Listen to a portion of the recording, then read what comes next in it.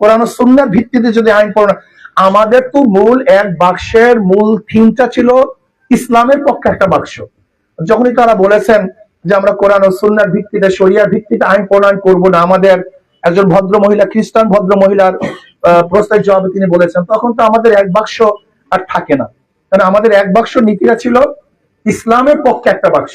এর জন্য এখন ইসলামের পক্ষে হাত পাকার বাক্স আছে।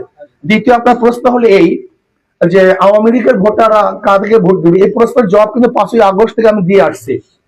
আমি বারবার বলেছি, আওয়ামী লীগ যারা করে, আওয়ামী লীগ করার কারণে আপনার দেশের নাগরিকত্ব বাতিল করেন নাই। সরকার তো দেশের নাগরিকত্ব বাতিল করে নেই, সে দলকে সে ব্যক্তি করছে, সরকার কি করছে, দল অবৈধ ঘোষণা করছে বা দল এখন কার্যক্রম বন্ধ করছে, নিষেধাজ্ঞা জারি করছে, কিন্তু তাদের তো নাগরিকত্ব বাতিল করেনি। যদি তারা দেশের নাগরিক থাকে তাহলে তার নাগরিকত্বের গ্যারান্টি দেওয়ার দায়িত্ব কার? সরকারের। যদি তার বিরুদ্ধে কেস না থাকে, মামলা না থাকে, তাহলে তার নাগরিকত্বের দায়িত্ব, তাকে নিরাপত্তার দায়িত্ব তো সরকারের। কাজে অবশ্যই যাদের বিরুদ্ধে কেস নাই, যারা অন্যায় করে না, অবিচার করে নাই, যদি সে নাগরিকত্ব বাতিল না হয়, তাহলে আমি মনে করবো অবশ্যই তার নাগরিকতার গ্যারান্টি এবং তাকে সুযোগ সুবিধা দেওয়ার দায়িত্ব সরকারের। নাম্বার 1। নাম্বার 2, আওয়ামী লীগের ভোটাররা কাকে ভোট দিবে? যাদের মাধ্যমে তারা নিরাপত্তা পাবে, জান মাল ইজ্জত, ব্যবসা বাণিজ্য নিরাপত্তা পাবে, তাদেরকে ভোট দিবে।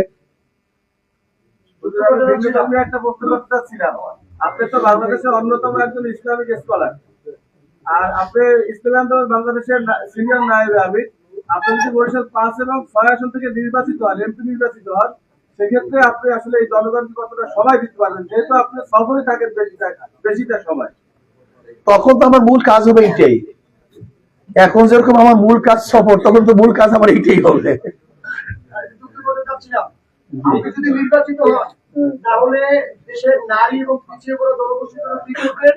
আর গণমাধ্যমের সাথে আপনার একটা ভালো সম্পর্ক রয়েছে, গণমাধ্যমের দীর্ঘদিনের একটা দাবি রয়েছে সাংবাদিক সুরক্ষা, সেই সুরক্ষা আইনটিকে আপনাদের দল যদি ক্ষমতায় আসে তাহলে আপনারা বাস্তবায়ন করবেন কিনা?